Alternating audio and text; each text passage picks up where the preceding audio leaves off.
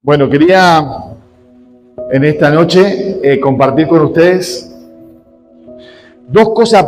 Quiero hacerlo rápido, pues tenemos la cena y no demorarme. Saben que en eso yo soy un poco peligroso con el tema de los tiempos. Pero saben, cuando empezamos un año siempre empezamos queriendo armar nuevos propósitos, alcanzar nuevas cosas, crecer, experimentar la vida de Dios en nuestras vidas. Y quiero hacerle ciertas preguntas. ¿Quisieran que este año Dios guíe sus vidas en cada paso que dan? ¿Sí? ¿Quisieran que Él les guarde de tropiezos, de peligros en este año que comienza? Pregunta medio obvia, ¿no? Pero bueno, respóndame esto. ¿Quisieran que Él les dé gracia y sabiduría e inteligencia para afrontar los diferentes problemas que tenemos y los desafíos que hay en esta vida, en este año? ¿Quisieran que Él les fortalezca la fe? ¿Sí? Que sean hombres y mujeres de fe, que puedan creer la promesa de Dios y puedan afrontar lo que venga por delante y puedan cumplir los propósitos que Dios tiene en su vida y puedan alcanzar aquellas cosas de la mano del Señor. Fe que Dios va a estar ahí. Fe que realmente Él es el que los va a sostener. ¿Quieren que esa fe se fortalezca? Y que no estemos tan preocupados o movidos por las circunstancias que nos tocan vivir, sino que cuando vengan los problemas podamos tener un lugar donde refugiarnos y poder decir: Señor, en vos confío, aunque las circunstancias sean difíciles, yo sé que vos estás conmigo y vos me guardás. Esa fe que a fin de cuentas a veces es capaz de mover montañas. ¿Sí? Esa fe. ¿Sí o no? Va bien, que sea claro, porque después quisieran que tengan una esperanza tal que su vida, realmente las cosas que valen para su vida, no son las cosas que este mundo da, que son pasajeras. Aún las mejores cosas que este mundo da son pasajeras, pero aquellas cosas que son eternas, las que no se ven, sean su esperanza y que su vida se rija por esas cosas principalmente. Porque cuando eso es así, uno tiende a ser realmente agradecido, entendiendo de dónde viene, y no hace ídolos de las cosas de este mundo, sino que realmente su esperanza está más allá, una esperanza que nadie puede robar. ¿Quisieran eso? Ya más, Lucho, ¿sí o no? Oh, bien. Y por último, y podría seguir la lista mucho más larga, pero por último, ¿quisieran este año poder conocer un poco más profundamente al Señor Jesús? ¿Quisieran conocer de su amor, de su gracia, de su misericordia, de su paz en sus vidas, de su presencia en cada paso que dan? ¿Quisieran eso? Les tengo la solución para eso. ¿Saben dónde está toda esta promesa? ¿Dónde nos dice? Ya dije, nos dice, ¿no? Ya se imaginan. ¿Dónde está? Malísimo para pero ¿dónde? ¿Cómo conseguimos esto? En la Biblia. Es a través de la lectura de la palabra de Dios constante, de la relación con Dios a través de la palabra, porque es una cuestión viva. Es donde estas cosas que les dije y mucho más se empiezan a hacer reales en nuestras vidas. Es allí donde dice: la fe viene por el oír y el oír por la palabra de Dios. Es allí donde dice: lámpara es a mi pie tu palabra y lumbrera a mi camino. Allí donde encontramos que en la palabra de Dios hay esperanza. Donde encontramos que la palabra de Dios nos enseña. Cuando hace falta nos reprende y nos da lo mejor. Es en la palabra de Dios. Así que, mis queridos, si algún propósito quieren hacer para este año y quisieran que estas cosas empiecen a crecer en su vida, pues bueno, hay que sembrar la semilla de la palabra en nuestros corazones. No hay atajos. No hay forma de hacerlo o conseguirlo. Recién yo escuché y cantábamos recién: Señor, fortalece mi fe, algo así. Y bien podría decirnos: Señor, ok, yo te fortalezco, pero leí mi palabra. Porque por ahí es más fácil cantarlo, pero poder hacerlo. Ahora, Es la palabra de Dios.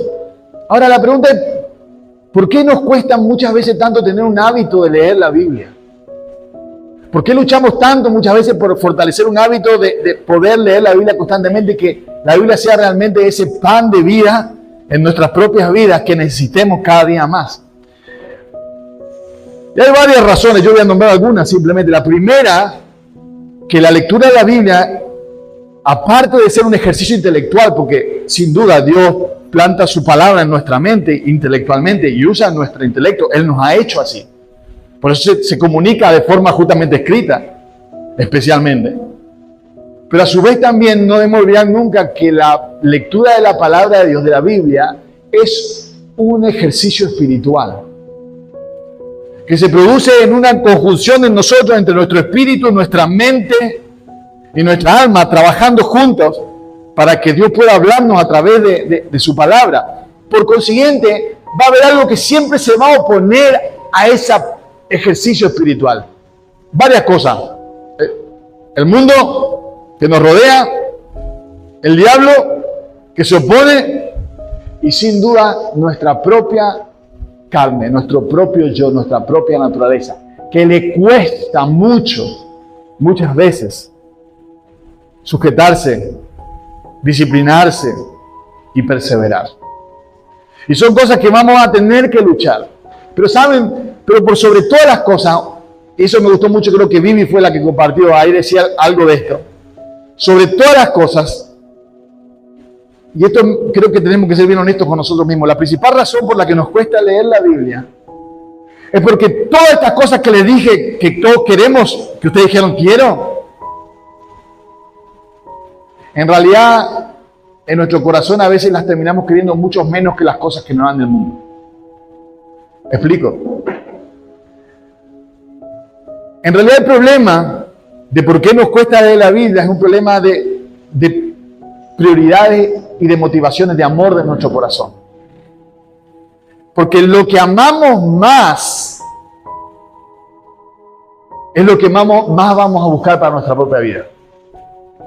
Si nosotros amamos las cosas que nos puede dar el mundo y aún cosas que pueden ser buenas, no negativas per se, si amamos más nuestro trabajo, si amamos más a nuestra posición social, si amamos más lo que nos puede dar el dinero, si amamos más ese tipo de cosas, vamos a poner prioridad en nuestras vidas en invertir el tiempo en nuestra vida en hacer crecer esas cosas.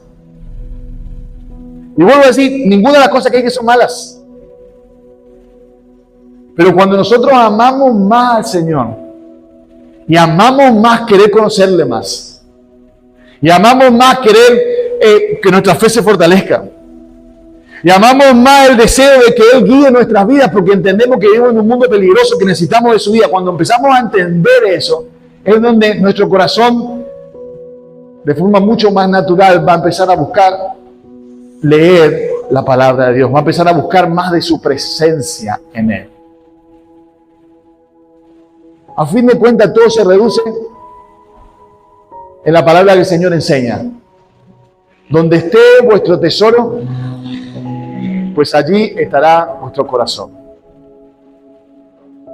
Lo que es más precioso para tu vida es lo que con más ganas, ansias y fuerzas vas a buscar para tu vida.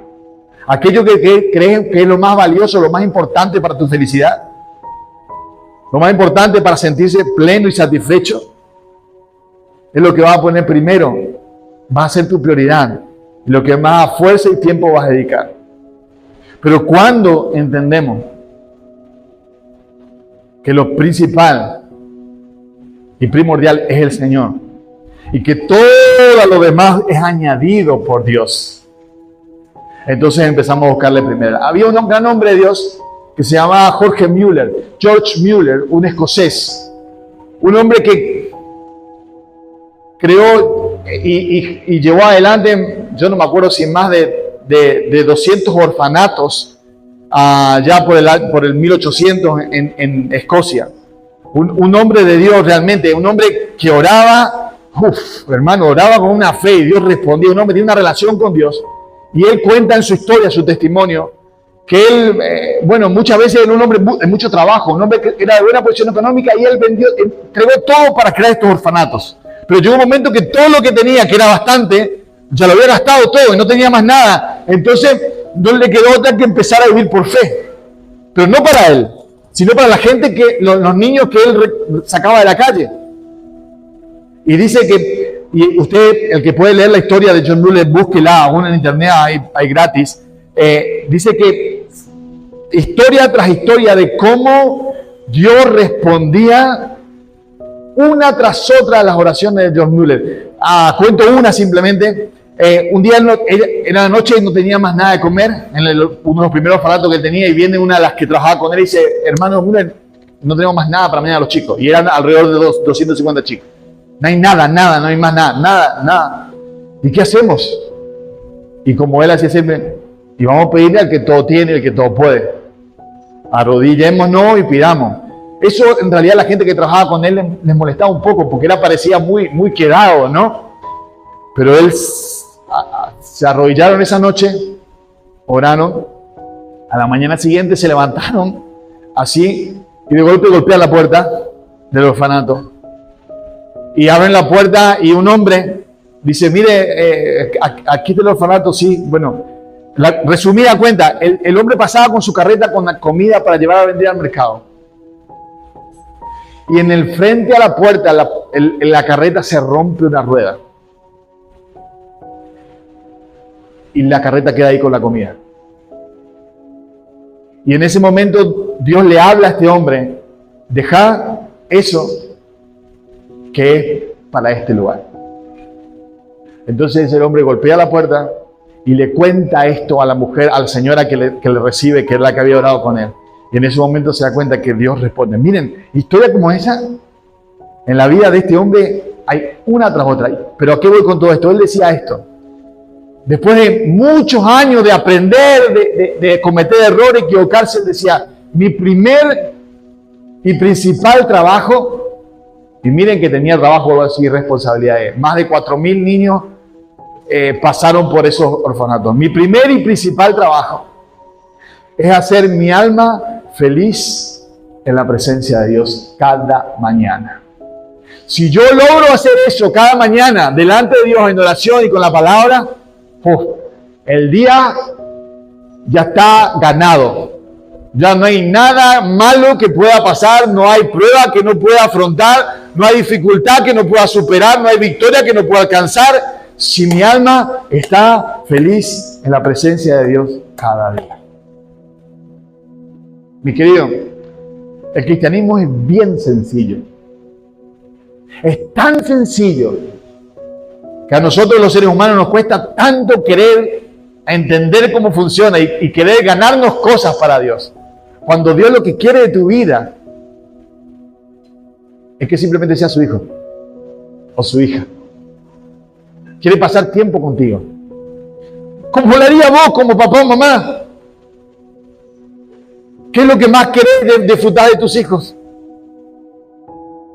Pasar tiempo, verlos crecer. A veces tenés ganas de, ¿no? También eso pasa a veces. Pero pasar ese tiempo, porque cuando se van, y ya no hay tiempo, cuando se van a estudiar y ya no hay tiempo,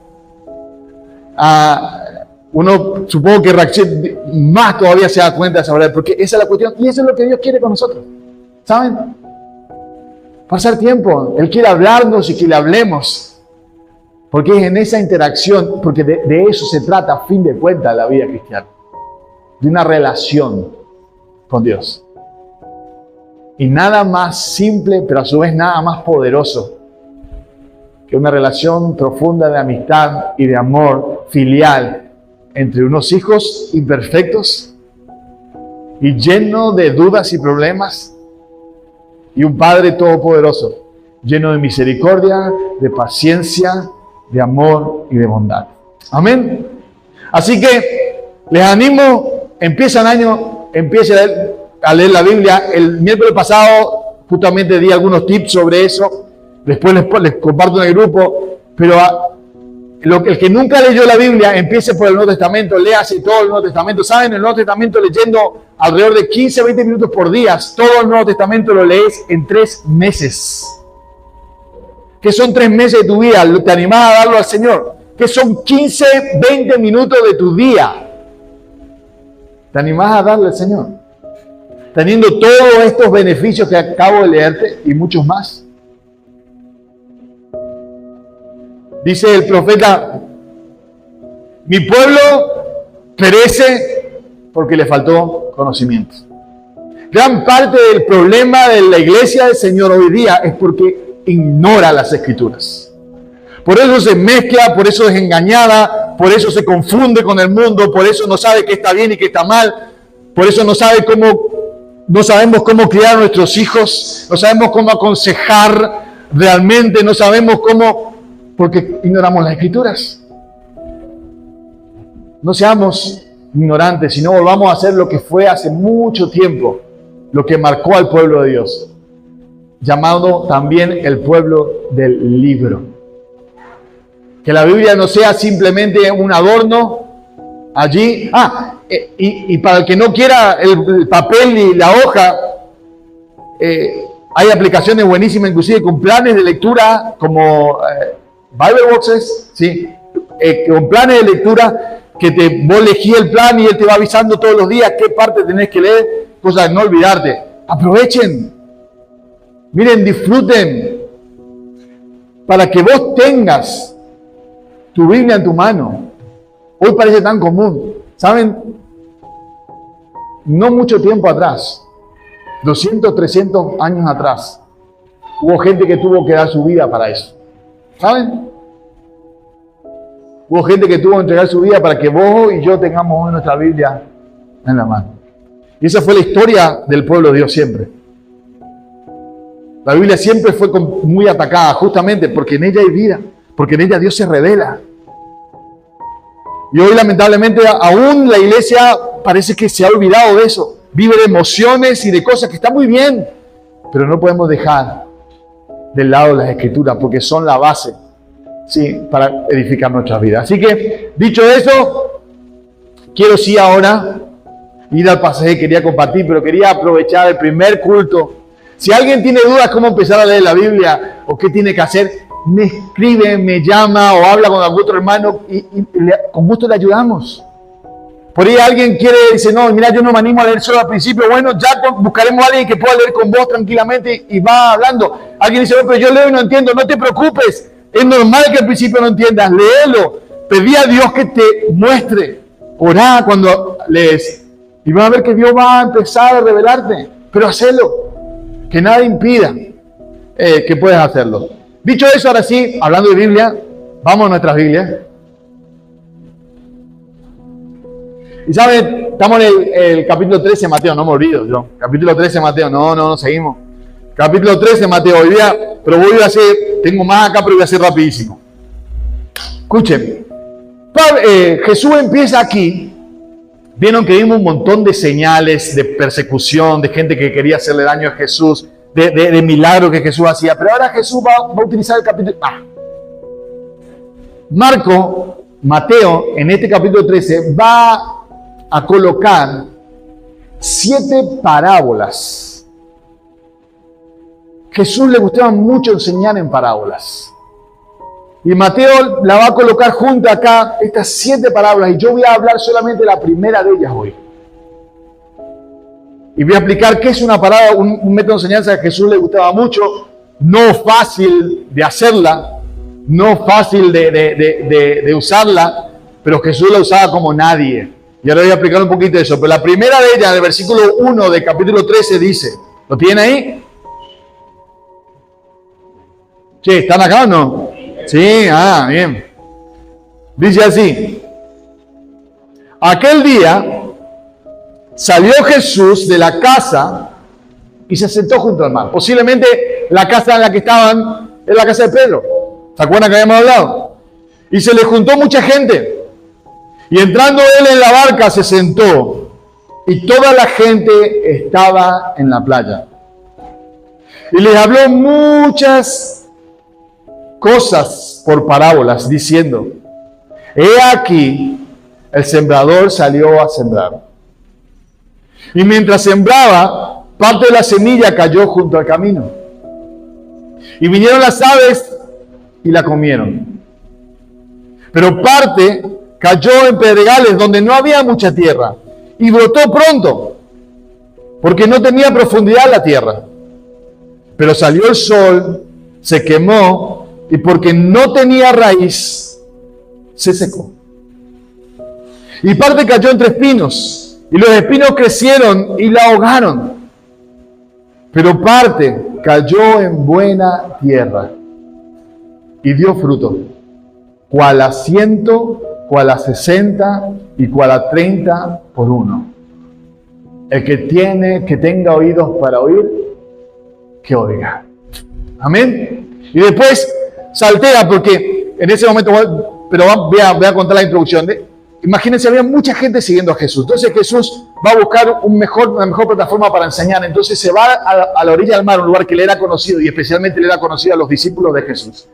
Y pide que le pongan la barca. Y es muy posible que la barca le hayan puesto de punta, y él se ha sentado en una de las puntas, se ha parado en una de las puntas a enseñar.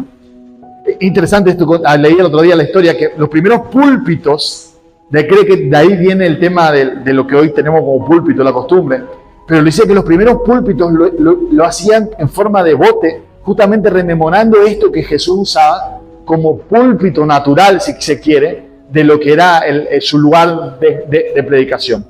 Y es muy posible que vieron que estuvo a la orilla del mar, siempre está la arena y va subiendo así, y la parte más de abajo, obviamente, donde está el agua. Entonces era como un anfiteatro relativamente grande, entonces toda la gente estaba escuchando allí lo que Jesús iba a enseñar. Y tenía que salir Jesús, porque si ustedes no recuerdan, esto fue el año pasado, no fue hace mucho, pero fue hace unas semanas.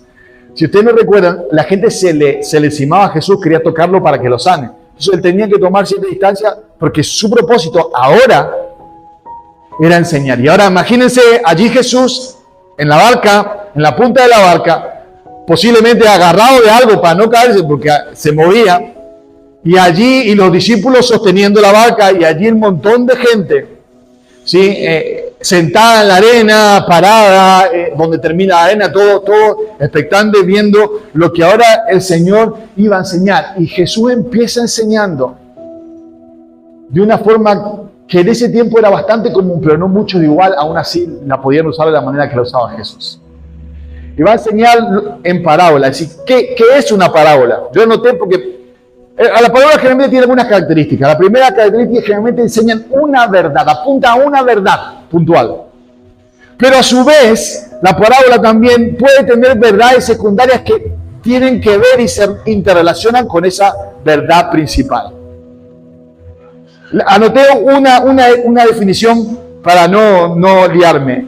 En su aspecto más sencillo, la parábola es una metáfora o un símil sacado de la vida natural o común, atrayendo al lector por su vivacidad o extrañeza, dejando en la mente suficiente duda sobre la precisa aplicación para motivar a la gente a pensar activamente. Es decir, ¿pero qué quiso decir el Señor con esto?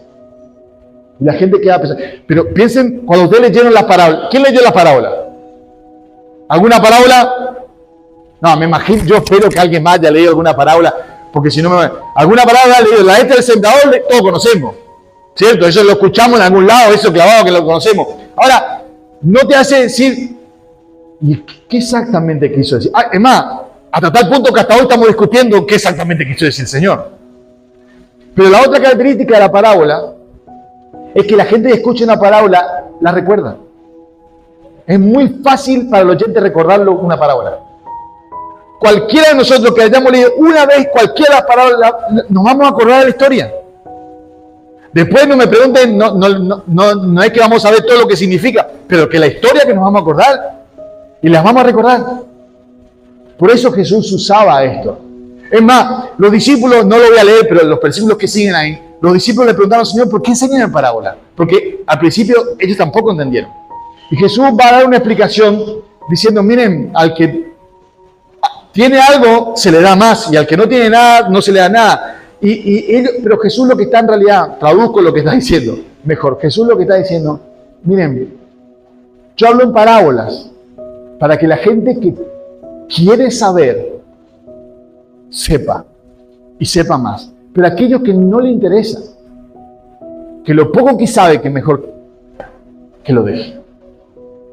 Porque piensen, el pueblo de Israel en ese momento estaba duro de escuchar. Hasta tal punto estaba duro que al principio casi nadie creyó en él. En el momento de la crucifixión nadie más quedó con él. Aún muchos de los que recibieron los milagros, ni siquiera ellos le defendieron.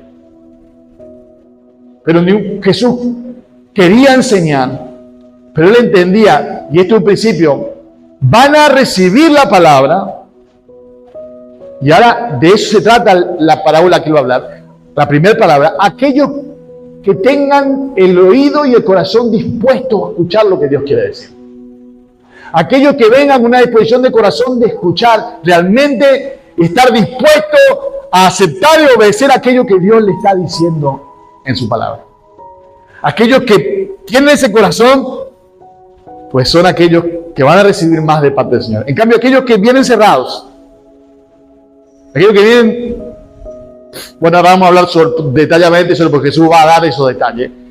Esos no van a recibir. Eso es la forma en que Jesús les explicó a los discípulos por qué hablaban parábolas.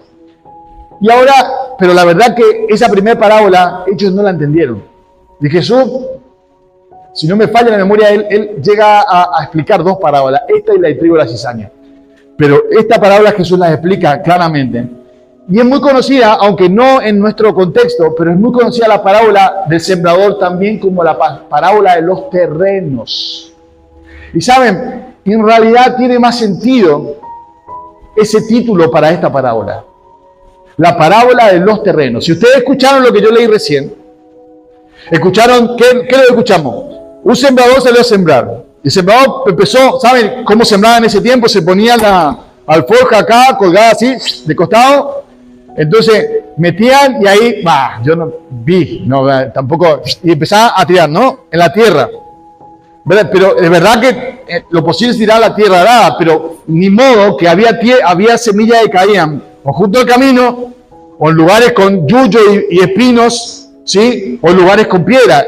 Y había tierra que caía, había semillas que caían realmente en buena tierra. Pero entonces, y es muy posible, y permítanme soñar, que Jesús mientras estaba enseñando, y él enseñaba siempre de cosas cotidianas que la gente tenía relacionado, y cuando Jesús daba una imagen, la gente enseguida, de su tiempo enseguida, se podía imaginar lo que Jesús está diciendo. A nosotros por ahí nos cuesta más porque, ¿cuándo viste a alguien sembrar así? En la vida real. No, ¿cuándo sembraste, aunque sea una semillita? ¿No? Muchos dicen, no, ni eso, ¿verdad? Pero la gente de ese tiempo, sin duda, lo tenía común y corriente. Y es muy posible, pero mientras Jesús enseñaba allá en el campo, en la esquina que veía justamente a un labrador haciendo esa tarea. Y Jesús dice, ya sé, acá les voy a enseñar con este ejemplo. Y tiraba la semilla y empieza Jesús la explicación de esto. Y el primer versículo de la explicación, a partir del versículo 19 viene la explicación. La primera parte de la semilla cae en el terreno junto al camino. ¿Sí? Y dice, cuando alguno oye la palabra, esta es la aplicación de lo que leímos recién, oye la palabra del reino y no la entiende, viene el malo y arrebata lo que fue sembrado en su corazón. Este es que fue sembrado en el camino. ¿Saben? Antes de esto, yo particularmente, viejo lector de la Biblia, siempre tomé esta parábola pensando en aquellas personas que nunca habían escuchado el Evangelio y que la primera vez tienen contacto. Entonces, alguna parte del Evangelio, cuando se predica el Evangelio, la semilla, se esparce la semilla, alguna cae junto al camino, corazones así, otros caen, corazones pedregosos, otros con espinos y otros en buena tierra. Pero déjenme ir un poquito más allá y hacer una aplicación un poco más general. Este principio, de la misma forma, se da en cada uno de nuestros corazones. Y puede suceder que nuestros corazones algunas veces pasen por diferentes etapas de esta realidad. Algunas veces somos como junto al camino. Algunas veces estamos como terreno pedregoso. Otros como espino. Y otras veces estamos como una bien buena tierra fértil. Y creo que de eso Jesús también está enseñando en este tiempo. Para que el pueblo de Dios pueda rever con qué corazón viene a la palabra. Con qué corazón viene a la iglesia a escuchar la palabra. Y qué predisposición trae en su corazón. Si está dispuesto a obedecer lo que Dios dice. Porque saben, hay un peligro en ser expuesto constantemente a la palabra y cerrar el corazón. Porque aquel que poco tiene y no quiere más, se le va a quitar lo poco que tiene. Hay una advertencia seria en este aspecto. Pero en este caso, el versículo 19 entonces, dice que el que siembra es el Señor, que siembra la palabra, es la palabra sembrada puntualmente, no el Señor, la palabra sembrada. Dice, viene el malo, porque la semana está junto al camino, no se hunde, viene el malo y arrebata la palabra sembrada en el corazón. Este es alguien que no quiere entender, que es indiferente, le da lo mismo escuchar o no escuchar la palabra. La palabra no logra penetrar, aunque la intención del sembrador era buena. Jesús dice que el maligno, el malo, va a tratar de arrebatar esa palabra sembrada de corazón. Ese enemigo del reino procura de toda manera evitar que la palabra penetre y brote en el corazón de los oyentes. En cuanto la palabra llega a nuestros oídos, el diablo puede arrebatarla y es posible, pues, que regresemos a nuestras casas, como muchas veces pasa, de la misma forma que vinimos. Vacíos. ¿Saben? Y esto nos enseña una importante lección. En cada predicación hay una lucha por las almas. Cada palabra que se predica, un alma puede ser rescatada de la eternidad, de la perdición eterna a la vida eterna. Y la iglesia tiene que entender esto y orar por cada reunión que se da, por cada célula, por cada reunión de oración, por cada lugar, porque nunca sabes cuándo es el momento en que Dios va a querer rescatar a alguien. Y lo que siempre sabes es que el diablo va a tratar de que esa persona que no conozca al Señor salga del lugar donde está de la misma forma como entró. Vacío. A veces esta actitud de corazón nos pasa porque venimos a la iglesia o al lugar donde vayamos a escuchar la palabra, a veces preocupados, y venimos con nuestra cabeza completamente afuera de lo que nos dicen. Otra porque estamos llegando acá y estamos pensando, díganme si no pasa, pensando, ¿qué voy a hacer después? O pensando, uy, a la noche, ¿qué vamos a comer? ¿Qué vamos a cocinar? Y estamos ya pensando en ese tipo, como si me espera algo rico, qué bueno que... O hay un partido, ¿verdad? Al final de la NBA, voy a poner yo para no herir susceptibilidades, de básquet que quiero mirar, y ya estoy pensando, termina y me voy a mirar, qué lindo eso. Mi corazón no está acá. Mi mente, mi oído no está acá. Otras veces es porque, hoy predica fulanito. Ya, ni voy a escuchar. O menganito. Si no predica el pastor, también puede ser, hoy predica el pastor. ¿Verdad? Tranquilamente. Y ya me cierro y ya no escucho. ¿Qué me puede decir fulanito? ¿Qué me puede decir menganito que se para aquí? Y venimos con un corazón así. Mi hermano, debemos venir con un corazón humilde, porque es ese corazón el que Dios busca, aquel que es humilde. Otros pueden venir porque él es típico, mi papá me trajo. Y bueno, acá estoy, aguanto la hora y media sentadito hasta que termine. ¿Y qué dijo el pastor? Pues te quiero contar que si alguno de esos es tu corazón, entonces Jesús se está refiriendo a vos con esta semilla que hay junto al camino. Es este el terreno. Y como te dije al principio, hay peligro de esto. Porque en algún momento, si se sigue rechazando constantemente la palabra, el corazón se puede cerrar para siempre. Porque hoy es día de salvación. Hoy es tiempo del Señor. Si hoy estás acá es porque hoy Dios quiere hablar. Y no porque tu mamá, tu papá o quien sea te trajo, o tu pariente te trajo, o yo quien sé que te trajo. Es porque Dios quería y Dios puede haber usado a quien sea para que vos puedas escuchar. No dejes que el maligno, que el diablo robe lo que Dios quiere sembrar en tu corazón.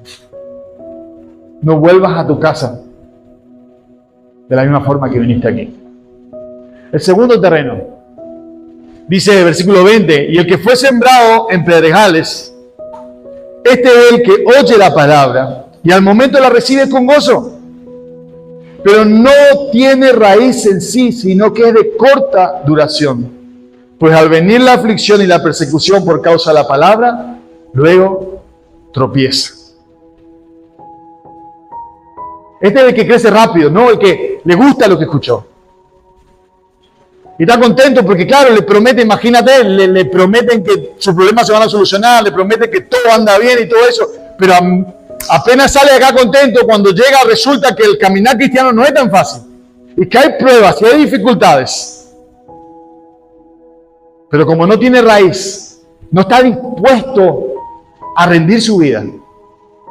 No está dispuesto a entregar, no está dispuesto a andar a pesar de las dificultades. Entonces el entusiasmo le dura lo que nada. Y llega el lunes, es más, a veces llega domingo a la noche y de golpe te cruzaste con tu esposa por algún quien cocinó feo, yo qué sé, o en mi caso nunca pasa eso, pero te cruzaste por algo, te peleaste con algo y terminó lo que hicieron en la iglesia. Toda la alegría, el gozo con que te viniste, ya se te fue todo y estás igual o peor que antes. Porque hay piedras en tu corazón que impiden que la palabra de Dios entre. Y eso hay que sacar. Y eso hay que entregar al Señor. Muchas veces esas piedras pueden ser un montón de cosas, ¿no? Puede ser falta de perdón, el orgullo, el egoísmo. No dejes. ¿Saben? Y lo trágico es que he visto muchas veces mucha gente que ha vivido así su vida cristiana por mucho tiempo. Sin avance. Sin seguir creciendo. Este terreno representa el corazón que se siente atraído por los beneficios del mensaje del reino y sin demora lo recibe con gozo, pero no cuenta el costo de seguir a Jesús.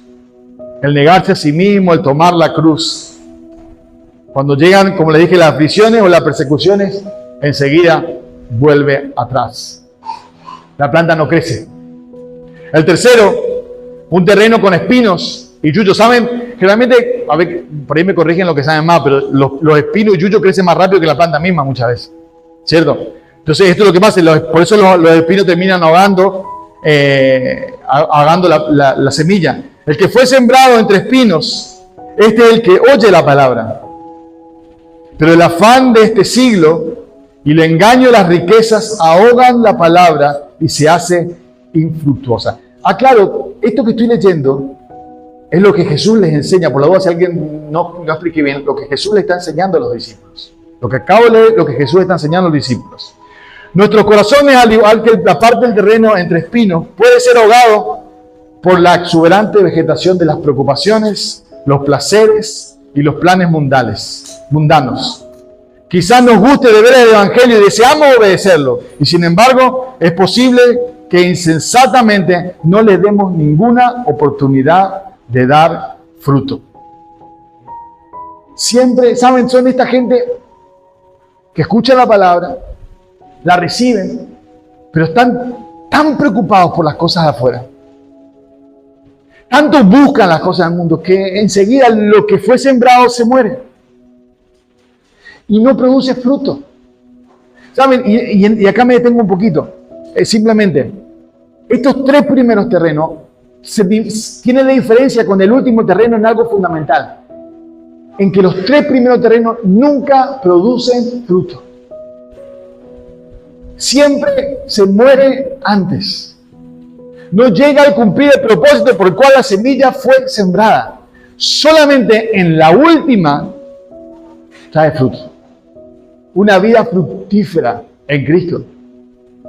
Una vida que realmente produce el fruto de salvación, pero también produce el fruto del Espíritu en la vida de aquellos que realmente reciben la palabra con este corazón. Conozco también muchas personas que viven constantemente angustiadas y preocupadas por las cosas del mundo. ¿Saben?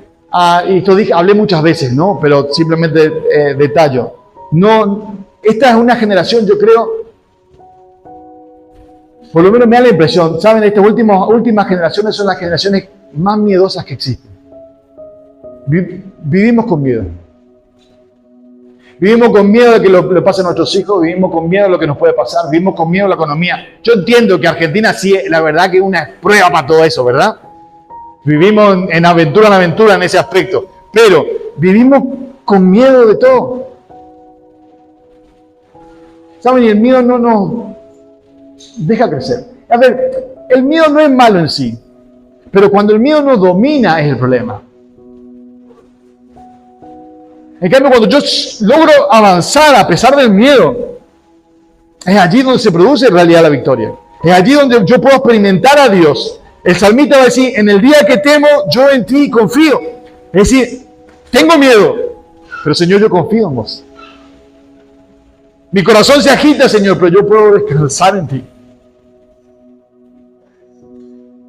Yo me imagino que Pedro en el momento de la tormenta allí, cuando Jesús les dejó irse solos, y de golpe Jesús va caminando sobre el agua, y se viene la tormenta, y todos ven y todos creen que es un fantasma. Yo me imagino que todos se asustaron. No lo imagino, la Biblia dice, todos tenían miedo, tan recontra asustados.